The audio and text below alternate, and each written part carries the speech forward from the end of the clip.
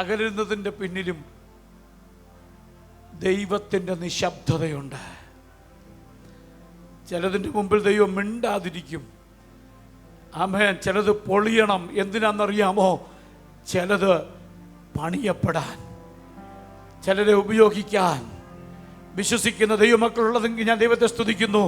നിന്റെ ജീവിതത്തിൽ ദൈവം തന്നെന്ന് പറയുന്ന പലതും നഷ്ടപ്പെടുമ്പോൾ നീ ചിന്തിക്കും, എന്താ ദൈവമേ, എൻ്റെ ജീവിതത്തിൽ നീ പറഞ്ഞത്, നീ തന്നതൊക്കെ ചിലതൊക്കെ പൊളിയാണല്ലോ. ദൈവം പറയുന്നു, അത് പൊളിയുമ്പോൾ ഓർത്തണം, അതും ദൈവം അറിഞ്ഞിട്ടാ. അത് പൊളിഞ്ഞ് തീർന്നു പോകത്തില്ല. അതിനേക്കാൾ നല്ലതിനെ പണിതെടുക്കാൻ ദൈവശക്തി ഇവിടെ അതിശക്തമായ ദൈവസാന്നിധ്യം ഈ ഹോളിനകത്ത് ഞാൻ എൻ്റെ കണ്ണിൽ കണ്ടുകൊണ്ടിരിക്കുക. ഇവിടെ അത് അനുഭവിക്കുന്നവർക്കാണ് ഞാൻ ദൈവത്തെ സ്തുതിക്കുക.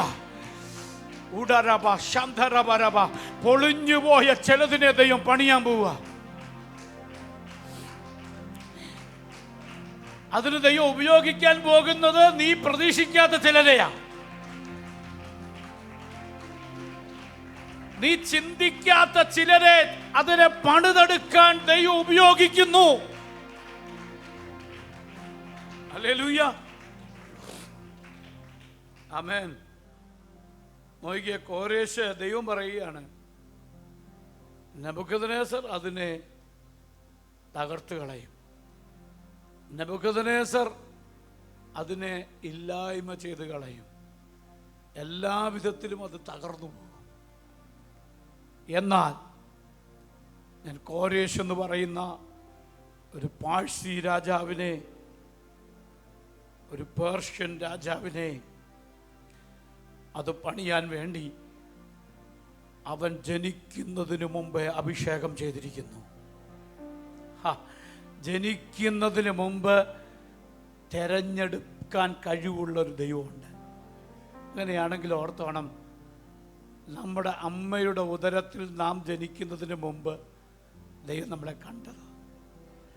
ഈ ഹോളിനകത്ത് ഇവിടെ നിന്ന് ദൈവത്തെ ആരാധിക്കുമ്പോൾ ആക്സിഡൻ്റലി നമ്മളിവിടെ ആണെന്ന് ആരും ചിന്തിക്കരുത്. അബദ്ധത്തിനകത്ത് വന്ന് കയറിയതാണെന്ന് ആരും ചിന്തിക്കരുത്.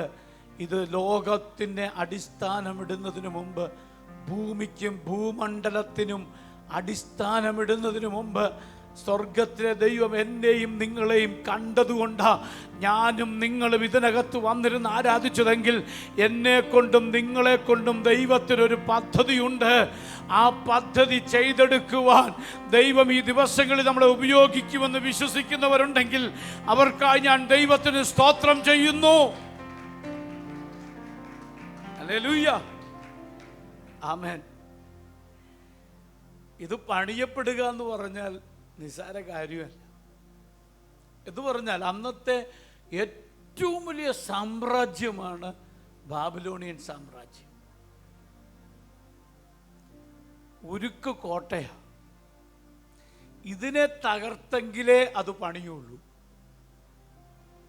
ആത്മീക മർമ്മങ്ങളിലൂടെ നിങ്ങൾ തിരിച്ചറിയണം. ദൈവം നെബൂഖദ്നേസറിനാൽ പൊളിയപ്പെട്ട ആലയം പണിയണമെങ്കിൽ, അത് പണിയപ്പെടണമെങ്കിൽ ബാബിലോണ്യ സാമ്രാജ്യം തകരണം. സ്തോത്രം, സ്തോത്രം. ചില കൽദയ സാമ്രാജ്യങ്ങൾ തകരണം. സ്തോത്രം. ചിലത് തകർന്നാലേ ദൈവത്തിൻ്റെ പണി നടക്കത്തുള്ളൂ.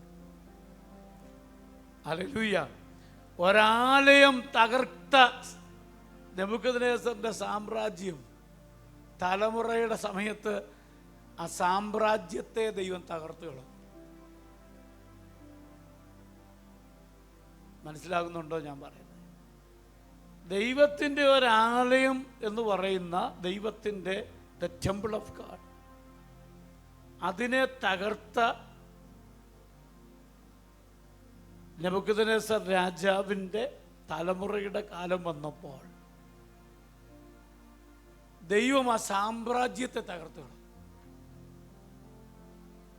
സ്തോത്രം. ദൈവം നെബൂഖദ്നേസർ തകർത്തതിനെ ദൈവം കോരേശിനെ കൊണ്ട് പണിയിപ്പിച്ചു.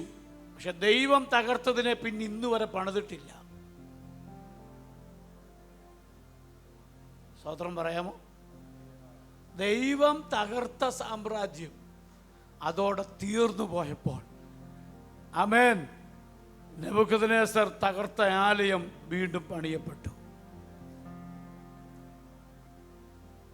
അപ്പോൾ അതിനകത്ത് നമുക്ക് മനസ്സിലാക്കാൻ പറ്റുന്നൊരു യാഥാർത്ഥ്യം, ദൈവികമായതിനെ ശത്രു തകർത്താൽ അത് താൽക്കാലികമായ തകർച്ചയാണ്. പക്ഷെ ദൈവം ഒന്നിനെ തകർത്താൽ പിന്നെ അത് പണിയാൻ ആർക്കും പറ്റില്ല.